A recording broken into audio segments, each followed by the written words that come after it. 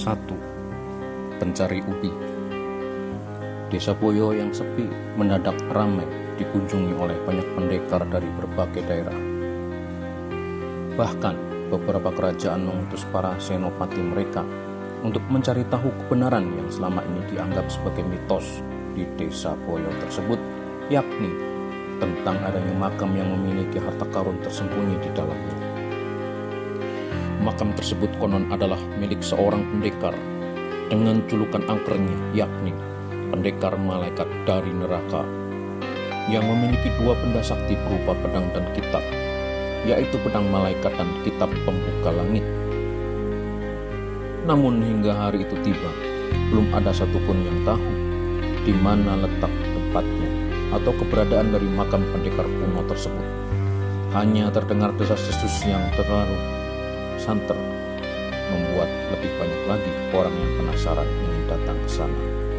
Dan hal itu membuat para pendekar yang sebelumnya memiliki permasalahan malah justru saling bertemu, dan pada akhirnya terjadilah pertarungan berdarah di desa tersebut. Hal itulah yang membuat kampung tersebut menjadi heboh dan gempar. Banyak penduduk desa yang ketakutan dan memilih untuk mengungsi dari desa Boyo. Hingga akhirnya desa kecil itu menjadi sepi tak berpenghuni. Hanya ada beberapa rumah yang masih terisi oleh mereka yang enggan meninggalkan desa. Namun rata-rata mereka yang bertahan adalah orang-orang nekat dan berani. Tak terkecuali seorang pemuda gondrong sebahu, berpakaian lusuh dan terlihat dekil, di sebuah rumah yang tidak layak disebut rumah kecuali gubuk reot yang hampir roboh. Tidak ada sanak saudara yang bisa dia datangi untuk mengungsi, padahal dia pun takut dan ingin pergi dari desa tersebut. Selain tidak ada sanak saudara, dia juga harus menemani sang nenek yang sudah renta dan tak sanggup lagi untuk berjalan. Keseharian pemuda itu adalah mencari pekerjaan dari para tengkulak yang suka membeli kelapa dan buah-buahan di desa Boyo.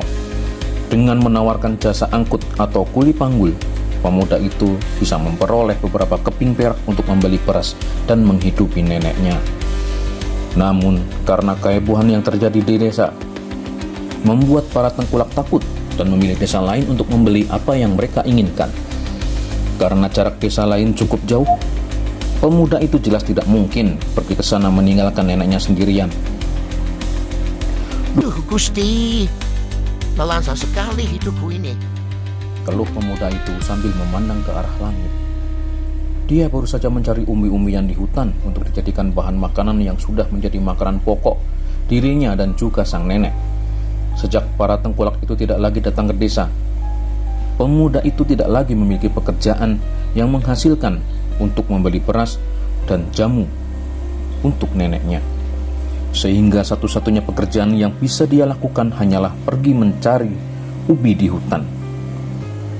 Pemuda itu mengambil keranjangnya yang telah penuh berisi umbi dan kayu bakar. Dia melangkah menuju ke tempat dia tinggal dengan menyusuri jalan setapak. Sebenarnya sang nenek sudah memperingatkan agar cucunya tersebut tidak pergi terlalu jauh dari rumah karena keadaan di desa yang belum tenang. Aling luru telo cuat-cuatuh le. Desa iki keker. Begitu pesan neneknya sebelum dia pergi. Pemuda itu hanya mengangguk dan tersenyum seperti biasa.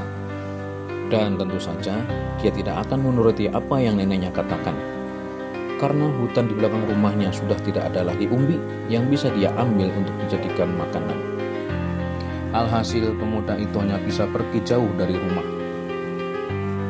Meski dia tahu resikonya cukup besar jika kebetulan bertemu dengan pendekar jahat dari golongan hitam, tapi apa hendak dikata, neneknya butuh makan.